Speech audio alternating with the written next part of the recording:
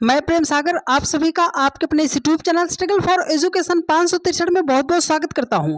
प्यारे दोस्तों, आज के अपने इस क्लास में हम रीजनिंग के 10 ऐसे महत्वपूर्ण प्रश्नों को सॉल्व करने वाले हैं डियर फ्रेंड्स, जो बार बार आपके एग्जाम में पूछे जाते हैं और आप सभी लोग इनको लगातार गलत करते हैं। आज के बाद इतने टाइप का प्रश्न, एक भी प्रश्न आपका गलत नहीं होगा, पर कॉपी और कलम के साथ बैठिएगा, साथ के साथ चीजों को सीखने समझने का प्रयास कीजिएगा। चलिए ज्यादा देरी न करते हुए क्लास को शुरू करते हैं। और इतना बढ़िया बढ़िया सवालों को रखे हैं डियर फ्रेंड्स कि अगर आपने इन 10 सवालों को सॉल्व कर लिया तो ये 10 सवाल नहीं होंगे, 10 चैप्टर आपके सॉल्व हो जाएंगे। लेकिन मेरी बातों को ध्यान से सुनते समझते हुए चलिएगा। देखो, पहला प्रश्न आपके सामने दिया गया है, कह रहा है कि 5 का जो रिलेशन 100 के साथ है, 7 का रिलेशन क्या होगा। मतलब सर 5 को जिस भी लॉजिक से 100 लिखा गया है तो हम 7 को क्या बना सकते हैं। तो आप बोलोगे सर 5 को 20 से मल्टीप्लाई कर देंगे तो 20 पंजे 100 हो जाएगा। तो चलो सर 7 को भी अगर हम 20 से मल्टीप्लाई करते हैं तो 140 हो जाएगा। ऑप्शन में दिया गया है, आप बोलोगे सर नहीं दिया गया, तो मतलब इस लॉजिक से हम सवाल को सॉल्व नहीं कर सकते हैं। तो जब भी एनालॉजी का प्रश्न आता है, मेरा एक छोटा सा कॉन्सेप्ट याद रख लीजिएगा डियर फ्रेंड्स, आपका मुश्किल से मुश्किल सवाल हल हो जाएगा। मेरा आप जो है पहला पॉइंट याद रखिएगा कि अगर छोटी संख्या को बड़ी संख्या बनाकर लिखा जाएगा, देखो ये 5 छोटा है ना, तो 5 को 100 बनाया है, तो छोटी संख्या को जब भी बड़ी संख्या बनाया जाएगा तो हम मल्टीप्लाई कर सकते हैं, स्क्वायर कर सकते हैं, क्यूब कर सकते हैं। पर हमारा मल्टीप्लाई करने पर तो 100 आ गया, लेकिन हमारा 7 वाला हमारा आंसर नहीं आया। तो अब की बार हम क्या करेंगे सर, स्क्वायर करेंगे। चलो भाई साहब, यहाँ पर 5 है, अगर हम 5 का स्क्वायर करते हैं तो 5 का स्क्वायर कितना हो जाएगा, 25 हो जाएगा। सर हमें 100 लाना है, तो 25 से 100 कैसे बनाओगे। आप बोलोगे सर 25 को 4 से मल्टीप्लाई करेंगे तो 25 चौके हमारा कितना हो जाएगा, 100 हो जाएगा। बात समझ आया है। चलो सेम लॉजिक 7 के साथ अप्लाई करो। तो पहले आप 7 का स्क्वायर कर दो, तो 7 साम कितना हो जाएगा, 49 हो जाएगा। आपने यहाँ पर क्या किया था, 4 से मल्टीप्लाई, है ना, तो 25 चौके 100 हुआ था। तो यहाँ पर 49 है, 49 को अगर हम 4 से मल्टीप्लाई करेंगे तो ये हो जाएगा हमारा 196, 196 हो जाएगा इस क्वेश्चन मार्क के स्थान पर। 196 जो है ऑप्शन नंबर बी में दिया गया है और यही आपका राइट आंसर हो जाएगा। बस इतना कॉन्सेप्ट आपको याद रखना है कि अगर छोटी संख्या को बड़ी संख्या बनाकर लिखा गया है तो हम 3 चीजें कर सकते हैं। चलिए अगले प्रश्न पर चलते हैं।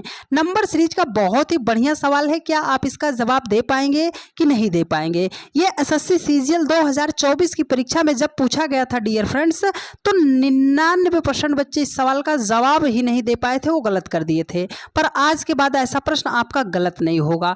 देखो, कह रहा है कि निम्नलिखित प्रश्न श्रृंखला में लुप्त संख्या के स्थान पर कौन सी संख्या होगी। सीधा सीधा मतलब है कि इस क्वेश्चन मार्क के स्थान पर कौन सा नंबर आएगा।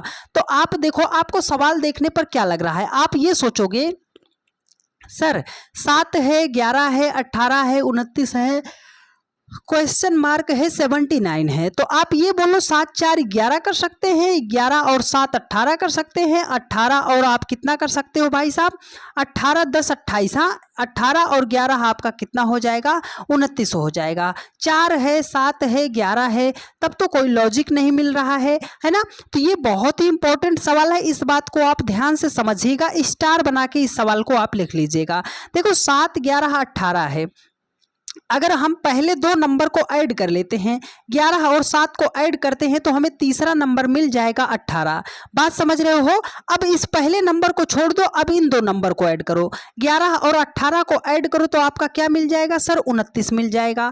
अच्छा आगे जाएंगे तो क्या करेंगे सर, इस 11 को छोड़ दो पीछे से, इस 2 नंबर को ऐड करो, 18 और हम क्या करेंगे सर 29 को ऐड करेंगे तो हमारा कितना हो जाएगा, 47 हो जाएगा इस क्वेश्चन मार्क के स्थान पर। ठीक है, लेकिन हमें चेक करना है, तो 29 में हम 47 को ऐड कर लें। 29 में अगर हम 47 को ऐड करते हैं तो हमारा कितना मिलना चाहिए भाई साहब, हमें मिलना चाहिए 79। तो 9 7 16 ये हो जाएगा 4 2 6 1 कितना हो जाएगा 7। यहाँ पर थोड़ा सा प्रश्न में आपको करेक्शन करना पड़ेगा। यहाँ पर ये प्रश्न दिया गया था 76 दिया गया था। क्या दिया गया था? 76 दिया गया था। थोड़ा सा आपको करेक्शन जो है इस प्रश्न में करना पड़ेगा। तो ये 7 है, 11 है, 18 है, 29 है, तो मतलब पास की दो नंबर को जोड़ के लिखा गया है। तो अगर 18 और 29 को ऐड करेंगे तो ये हमारा हो जाएगा 47। ऑप्शन नंबर बी आपका राइट आंसर हो जाएगा। थोड़ा सा प्रश्न को आपको करेक्ट करना पड़ेगा, ठीक है। तो 29 और 47 को ऐड करेंगे तो ये हमारा हो जाएगा भाई साहब 76 हो जाएगा, ठीक। चलिए अगले प्रश्न पर चलते हैं। थोड़ा सा प्रश्न को आप करेक्ट कर लीजिएगा। देखो, रेलवे की परीक्षा में बार बार पूछा जाता है कैलेंडर का यह प्रश्न। होता तो बहुत आसान है, लेकिन इसको मेरे बहुत सारे भाई बहन गलत कर देते हैं। तो आज के बाद ऐसा प्रश्न कभी भी गलत मत कीजिएगा। एकदम शॉर्टकट मेथड बता रहे हैं, ध्यान से समझिएगा। देखो कह रहा है कि यदि आज सोमवार है तो 61 दिन के बाद कौन सा दिन होगा। मतलब अगर आज सोमवार है तो आज के 61 दिन के बाद कौन सा दिन होगा। तो जब भी ऐसा प्रश्न आता है आपको पकड़ना है इस नंबर को। इसको आप सिंपली क्या करोगे, 7 से डिवाइड। क्यों सर? क्योंकि एक सप्ताह में 7 दिन होते हैं। तो आप बोलोगे सर 7 अठे कितना हो जाएगा 56। रिमाइंडर आपका आएगा 5, मतलब 56 में आप 5 जोड़ोगे तब 61 होगा, ठीक है। अब अगर वो बाद का दिन पूछेगा, इस पॉइंट को नोट कीजिएगा, अगर वो बाद का दिन पूछेगा तो जो दिन यहाँ पे है उसमें आप 5 जो है कितना जितना शेषफल आएगा उसको क्या कीजिएगा, ऐड कर दीजिएगा। सोमवार है, सोमवार के बाद मंगलवार, बुधवार, बृहस्पतिवार, शुक्रवार, तो क्या हो जाएगा, शनिवार हो जाएगा। तो अगर आज शनिवार है तो 61 दिन के सॉरी डियर, अगर आज सोमवार है तो 61 दिन के बाद कौन सा दिन होगा सर, शनिवार होगा। ऑप्शन नंबर ए आपका राइट आंसर हो जाएगा। आप बोलोगे सर अगर वो पहले का दिन पूछता, अगर वो पहले का दिन पूछता तो सोमवार से 5 दिन आपको पीछे जाना पड़ता।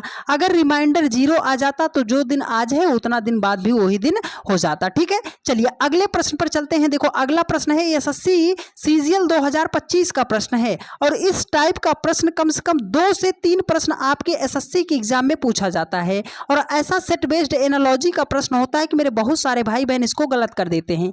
एक ही सवाल से हर एक टाइप का सवाल सॉल्व करना बता दूंगा, पर मेरा कॉन्सेप्ट आप याद रखिएगा। देखो यहाँ पर आपके सामने सेट की 2 संख्याएं दी गई हैं, है ना, 2 सेट की संख्याएं दी गई हैं। पूछ रहा है कि जिस लॉजिक से इन दोनों संख्याओं को लिखा गया है, सेम लॉजिक से जो ऑप्शन फॉलो करेगा वही हमारा आंसर हो जाएगा।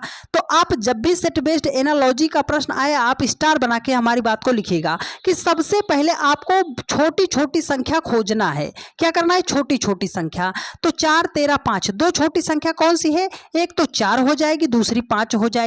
यहाँ पर 3 है, 12 है, 6 है, तो एक छोटी संख्या 3 है, दूसरी छोटी संख्या 6 है। तो इसका मतलब है 4 और 5 से हमें 13 बनाना है। तो सर 4 और 5 को जोड़ेंगे फिर तो 9 हो जाएगा, और 9 में 4 जोड़ेंगे फिर 13 होगा। तो इसका क्या मतलब है, जो पहली संख्या दी गई है अगर हम 4 का डबल करते हैं तो हमारा कितना हो जाएगा 8, और इस लास्ट वाली संख्या को ऐड कर देते हैं तो बीच वाली संख्या हमें 13 मिल जाएगी। सेम लॉजिक 3 है, 3 को डबल कर दो तो 3 दूनी कितना हो जाएगा 6, और लास्ट वाली संख्या को ऐड कर देते हैं तो हो जाएगा 12, बीच में 12 ही तो लिखा गया है। चलो सर 4 दूनी 8, 8 में अगर 13 जोड़ेंगे 21, यहाँ पर 10 लिखा गया है, पहला ऑप्शन तो नहीं होगा। 7 दूनी 14, 14 में 3 जोड़ेंगे 17, यहाँ पर 16 लिखा है, ये भी नहीं होगा।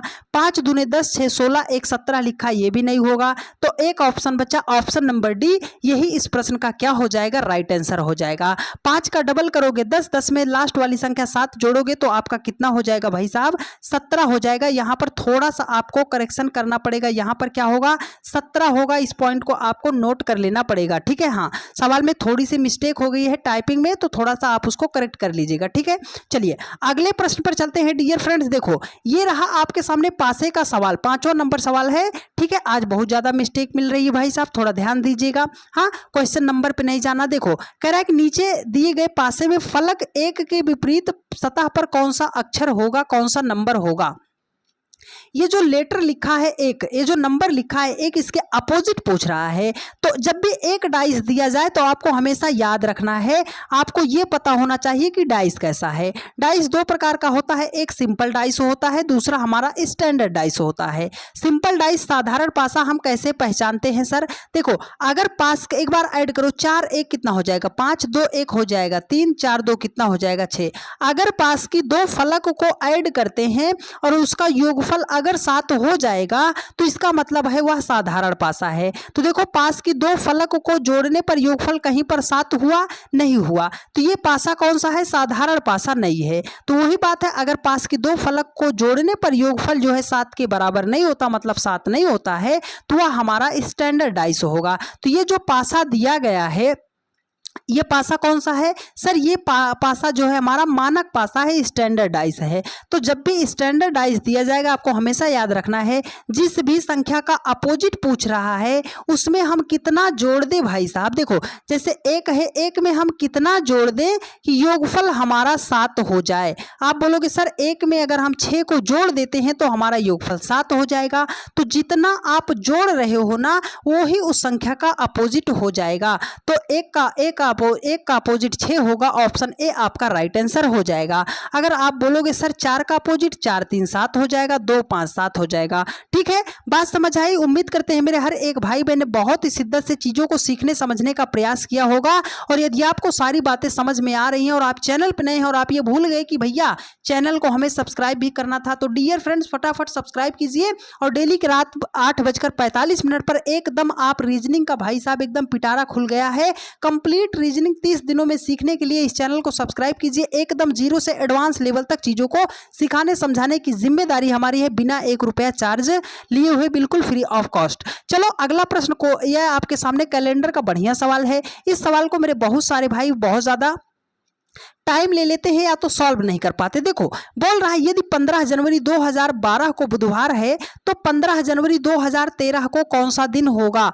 तो आपको एक बात याद रखना है, देखो यहाँ पर लिखा है 15 जनवरी, यहाँ पर क्या लिखा है सर 15 जनवरी। तो जब भी डेट और महीना कॉमन मिले तो आप उसे कट कर दो। यहाँ पर 2012 लिखा है, यहाँ पर 2013 लिखा है, 2012 लिखा है, 2000 हमें 13 पर जाना है। तो ईयर में कितने ईयर का डिफरेंस है सर, 1 वर्ष का डिफरेंस है। तो मतलब बुधवार के बाद हम इसको बृहस्पतिवार कर दें, नहीं मेरे भाई। एक बात याद रखना, 2012 और 2013 दोनों में कोई सा भी आपका लीप वर्ष है कि नहीं है। लीप वर्ष कैसे चेक करते हैं सर, हम जो है लास्ट की 2 डिजिट को, अगर शताब्दी नहीं है तो हाँ 2 डिजिट को 4 से डिवाइड कर लेते हैं, अगर पूरा पूरा कट जाता है तो इसका मतलब लीप वर्ष है। तो 4 तिहाई 12, रिमाइंडर 1 बचेगा। 13 तो लीप वर्ष नहीं है, लेकिन 4 से 12, 4 तिहाई 12 पूरा पूरा कट जाएगा, इसका मतलब 2012 हमारा क्या है, लीप वर्ष है। तो एक तो वर्ष में जुड़ा और लीप वर्ष होने के लिए एक एक्स्ट्रा जुड़ेगा, तो कितना जुड़ेगा, 2 जुड़ेगा। तो बुधवार है, बुधवार के बाद बृहस्पतिवार, बृहस्पतिवार के बाद क्या होगा, शुक्रवार होगा। तो यदि 15 जनवरी 2012 को बुधवार है तो 15 जनवरी 2013 को कौन सा दिन होगा, शुक्रवार होगा। ऑप्शन नंबर ए आपका राइट आंसर हो जाएगा। ठीक है, चलिए अगले प्रश्न पर चलते हैं। और एक जरूरी बात आप हमें कमेंट करके जरूर बताइएगा कि आप सभी लोग हमारी वीडियोस को किस जगह से, किस शहर, किस जिले, किस मोहल्ले, किस गांव से देख रहे हो, कमेंट करके आप हमें जरूर बताइएगा। चलो कोडिंग डिकोडिंग का प्रश्न भाई साहब कम से कम 2 से 3 प्रश्न कोडिंग डिकोडिंग का आपकी परीक्षा में पूछा ही पूछा जाना है। तो एकदम जीरो से बता रहे चीजों को बढ़िया तरीके से समझने का प्रयास कीजिएगा। देखो कह रहा है कि यदि किसी कूट भाषा में टॉप को लिखा है 102 लिखा जाए, बर्ड को 14 लिखा जाता है, तो उसी भाषा में डॉग को कैसे लिखा जाएगा। यहां पर क्या लिखा है सर, टॉप लिखा है, टॉप। टॉप को क्या लिखा है सर, 102 लिखा गया है। तो आप बताओ, लेटर है ना तो लेटर का प्लेस वैल्यू लिख देते हैं। टी का 20 होता है, ओ का 15 होता है, पी का 16 होता है। 20 15 16 से हमें 102 बनाना है। तो कैसे आएगा, चलो सर सबको एक बार हम सिंपली क्या करते हैं, ऐड। 16 15 31 31 20 कितना हो जाएगा, 51। 51 को हमें 102 बनाना है, मतलब 51 को डबल कर देंगे तो 102 हो जाएगा। बात समझ आई है। चलो वर्ड के साथ अप्लाई करते हैं सर। BAD लिखा गया है, B का 2 होता है, A का 1 होता है, D का 4 होता है। तो 4 1 5 2 7, 7 को डबल करेंगे तो हो जाएगा हमारा 14। यहाँ पर क्या लिखा है, 14 ही लिखा है। लॉजिक समझ आ गया है। चलो फटाफट अप्लाई करते हैं। देखो D का प्लेस वैल्यू 4 होता है, O का प्लेस वैल्यू 15 होता है, जी का प्लेस वैल्यू 7 होता है। 15 7 22, 22 4 आपका कितना हो जाएगा, 26। और 26 को जब आप डबल करोगे तो 26 दूने कितना हो जाएगा 52 हो जाएगा। 52 कहाँ है सर? ऑप्शन नंबर बी में दिया गया है और यही आपका राइट आंसर हो जाएगा। किसी भी मेरे भाई बहन को दिक्कत हो, समस्या हो, परेशानी हो तो आप कमेंट करके बेझिझक पूछ लीजिएगा, आपका हर एक डाउट क्लियर कर दिया जाएगा। अपने इस चैनल का एक ही मकसद है डियर फ्रेंड्स कि मेरा एक भी भाई बहन यह कहकर ना जा पाए कि सर हमें चीजें समझ में नहीं आई हैं। चलिए अगले प्रश्न पर चलते हैं डियर फ्रेंड्स। देखो कोडिंग डिकोडिंग का एक बहुत ही बढ़िया सवाल है, चलो इसका जवाब देने का प्रयास करते हैं। देखो कह रहा है कि यदि किसी कूट भाषा में जेपीजी को 19 लिखा जाता है, पीएनजी को 23 लिखा जाता है, तो उसी भाषा में टिफ को कैसे लिखा जाएगा? तो हमने कहा जेपीजी, हाँ जेपीजी को उसने क्या लिखा है भाई साहब? 19 लिखा है। तो अगर हम लेटर है तो लेटर का प्लेस वैल्यू लिखते हैं। जे आता है 10 नंबर पे, पी आता है भाई साहब 16 नंबर पे, जी आता है 7 नंबर पे। तो 16 और 10, 16 और 7 से हमें बनाना है 19। अगर हम सभी नंबर को ऐड करते हैं फिर तो सर 19 नहीं आएगा। फिर हम क्या करेंगे? तो थोड़ा सा अगर हम ध्यान देते हैं, देखो 10 और 16 को जोड़ लेते हैं। 16 10 कितना हो जाएगा? 26, और 26 से लास्ट वाला नंबर अगर हम माइनस करते हैं तो हमारा कितना हो जाएगा? 19 हो जाएगा। लॉजिक मिला है। चलो सर यही लॉजिक टिफ के साथ अप्लाई करते हैं। तो टी का प्लेस वैल्यू 20, आई का प्लेस वैल्यू 9, एफ का प्लेस वैल्यू 6 हो जाएगा। 20 और 9 को जोड़ो, आगे से 2 नंबर को जोड़ो तो हमारा 29 हो जाएगा, और लास्ट वाला नंबर माइनस करो तो 29 से 6 माइनस करेंगे तो हमारा कितना हो जाएगा? 23 हो जाएगा। हाँ सर ऑप्शन ए में दिया गया है। अरे दिया गया है मेरे भाई, तो यही तो आपका राइट आंसर हो जाएगा। ठीक है ना? किसी को दिक्कत? चलिए बहुत अच्छी बात है। फटाफट एक बार अपने सभी भाई बहन के पास वीडियो को शेयर कर दीजिए डियर फ्रेंड्स। चलिए उम्मीद करते हैं कि मजा तो आपको आ ही रहा होगा भाई साहब। चलो एक बहुत ही बढ़िया सवाल, इसका जवाब कौन कौन दे पाएगा? देखो घड़ी का सवाल मुश्किल लगता है आपको ना? आज के बाद घड़ी का ऐसा प्रश्न आप 5 सेकंड के भीतर सॉल्व कर पाओगे यदि आपकी कैलकुलेशन अच्छी होगी तब। देखो कह रहा है कि 8 व 9 बजे के बीच किस समय घड़ी की दोनों सुइयां एक दूसरे के विपरीत होंगी।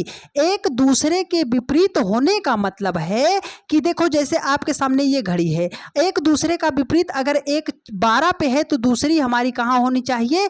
6 पर होनी चाहिए। इसका मतलब है कि एक स्ट्रेट लाइन जो होता है 180 डिग्री का एंगल बनाता है। तो ये आपसे सीधा सीधा पूछ रहा है कि 8 व 9 बजे के बीच किस समय घड़ी की दोनों सुइयां 180 डिग्री पर होंगी। देखो जब भी आपको क्लॉक में 180 डिग्री का एंगल फाइंड आउट करना हो, एक सिंपल सा तरीका याद रखिएगा कि 60 बटा कर दीजिएगा 11 गुणे कर दीजिएगा समय, 60 बटे 11 गुणे समय कर दीजिएगा, प्लस माइनस कर दीजिएगा 6। अब आप बोलोगे सर इस प्लस और माइनस 6 का मतलब क्या है? प्लस 6 हम कब लेंगे भाई साहब और माइनस 6 हम कब लेंगे? तो याद रखिएगा जैसे आपके सामने ये सुई है ना, यहाँ पर 12 है, यहाँ पर 6 है। अगर ये घंटे वाली जो सुई है वो 6 को पार करके आगे निकल जाएगी तो हमें माइनस 6 लेना है। बराबर होगी या पीछे होगी, 6 पर होगी या 6 से पीछे होगी तो हमें प्लस 6 लेना है। जैसे देखो 8 व 9, तो सुई कहाँ है? 8 व 9 के बीच में है। हाँ तो 6 को तो पार करके निकल गई, मतलब हमें माइनस 6 लेना पड़ेगा। तो बात समझ आई है? चलो सर 60 बटे कर दिया 11 गुणे समय। अब यहाँ पर जैसे 8 व 9 बज रहा है तो कौन सा समय लेंगे? हमेशा छोटा समय लेना है। तो हमने कहा 8 माइनस ले लेंगे 6। तो 8 से अगर 2 जाएगा भाई साहब, 8 से 6 जाएगा 2, और 6 दूनी कितना हो जाएगा? 12, 120 हो जाएगा। 120 को 11 से डिवाइड करोगे तो 11 दहम कितना हो जाएगा? 110 हो जाएगा। रिमाइंडर 10 आएगा। तो इसको हम लिखेंगे कैसे? जो भागफल आया है उसे आप पहले कर दो, जो नीचे आया है आप उसे ऊपर कर दो, जिससे आपने भाग दिया है उसे नीचे कर दो। तो 10 सही 10 बटे 11 मिनट पर वो होगा। लेकिन 10 सही 10 बटे 11 मिनट, तो यहाँ पर देखो 10 सही 10 बटे 11 यहाँ पर दोनों ऑप्शन में है। तो आपको क्या करना? आपने जो समय छोटा वाला लिया है उसे पकड़ो। तो इसका मतलब है कि 8 बजकर 10 सही 10 बटे 11 मिनट पर क्या होगा? 180 डिग्री का एंगल बनाएगा, एक दूसरे के विपरीत हो जाएंगे। बात समझ आई है डियर फ्रेंड्स? चलिए ये फार्मूला याद रख लीजिएगा, आपको बहुत ज्यादा काम देगा और ऐसा प्रश्न आपका अब कभी भी गलत नहीं होना चाहिए। चलो अगले प्रश्न पर चलते हैं। देखो अगला प्रश्न कह रहा है कि लुप्त संख्या ज्ञात कीजिए, मतलब इस क्वेश्चन मार्क के स्थान पर कौन सा नंबर होगा। डियर फ्रेंड्स यकीन मानिएगा लुप्त संख्या के ऐसे प्रश्नों को सॉल्व करने के लिए इतना शॉर्टकट मेथड बताऊंगा कि मुश्किल से मुश्किल प्रश्न मात्र आप 5 सेकंड में सॉल्व कर पाओगे। ये आपने क्या लिखा सर? हमने लिखा यदि प्रश्न में कोई ऐसी संख्या दिखाई दे रही हो जिसका आप स्क्वायर रूट या जिसका आप क्यूब रूट निकाल सकते हो तो सबसे पहले उसे हाईलाइट कर लीजिएगा। तो आप बोलोगे सर यहाँ पर 9 लिखा है, 9 को तो हम 3 का स्क्वायर कर सकते हैं, 25 लिखा है तो इसको तो हम 5 का स्क्वायर कर सकते हैं, 49 लिखा है तो इसे हम 7 का स्क्वायर कर सकते हैं। अब 6 और 9 से आपको 9 नहीं बनाना, 6 और 9 से आपको 3 बनाना है। आप बोलोगे सर बड़ी संख्या से छोटी संख्या माइनस कर दो, 9 से 6 माइनस करोगे 3, 3 का स्क्वायर कर दोगे 9। बड़ी संख्या 16 है, छोटी संख्या 11 है, 16 से 11 माइनस करोगे 5, 5 का स्क्वायर कर दोगे 25। तो यहाँ पर कौन सी संख्या होनी चाहिए? आप बोलोगे 7। यहाँ पर देखो 7 है तो यहाँ पर बड़ी संख्या होनी चाहिए, मतलब अगर 20 है तो 20 और 7 का 20 और 13 का डिफरेंस होगा 7, और उसी 7 का स्क्वायर करेंगे तो हमारा कितना हो जाएगा? 49 हो जाएगा। मतलब इस क्वेश्चन मार्क के स्थान पर 20 होगा। ऑप्शन नंबर बी आपका राइट आंसर हो जाएगा। ठीक है, चलिए उम्मीद करते हैं आज के 10 के 10 सवालों को आपने यहाँ तक देखा और उम्मीद करते हैं कि आपको चीजें बढ़िया तरीके से समझ में भी आई होंगी और अच्छे तरीके से आपको सारी बातें समझ आई होंगी। यदि आपको सारी बातें समझ आई और आप चैनल पर नए हैं तो फटाफट आप सभी लोग चैनल को सब्सक्राइब कीजिए, वीडियो को अपने सभी दोस्तों के पास शेयर जरूर कर दीजिएगा।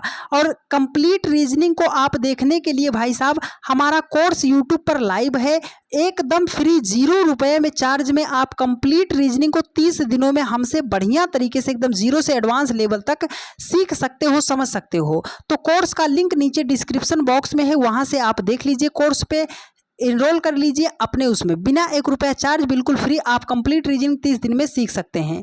और आप सभी लोगों ने अपने इस परिवार को बहुत ही ज़्यादा प्यार दिया, बहुत ही ज़्यादा सपोर्ट किया है। तो आप लोगों के प्यार भरोसे और सपोर्ट की बदौलत एसएसपी क्लासेस 563 हमारा एडेड चैनल है, मतलब दूसरा चैनल है। तो इस चैनल को भी आप सभी लोग जाइए, प्यार दीजिए, भरोसा कीजिए, सपोर्ट बनाइए। ठीक है, चलिए इस पर 10 से 15 मिनट की वीडियो में आपको एक टॉपिक सिखाया जाएगा शॉर्ट वीडियो में। ठीक है, चलिए तो एक प्यारा सा कमेंट करके आप जरूर बता दीजिएगा कि आपको क्लास कैसी लगी है, क्या मेरी सारी बातें समझ आई हैं या नहीं आई हैं। यदि आपको सारी बातें समझ में आई और आप चैनल पर नए हैं तो फटाफट एक बार सब्सक्राइब कीजिए, वीडियो को अपने हर उस दोस्त के पास शेयर जरूर कर दीजिएगा जिसको भी रीजनिंग में दिक्कत, समस्या, परेशानी होती है। चलिए, और उम्मीद करते हैं कि आप सभी लोग इस वीडियो को भाई साहब 1 मिलियन तक तो आप इसे हमें पहुंचा ही दोगे। तो सपोर्ट कीजिएगा और पहुंचा दीजिएगा, बात मान रखिएगा हमारा शब्दों का। ठीक है, चलिए मिलते हैं आपसे नेक्स्ट वीडियो में। धन्यवाद।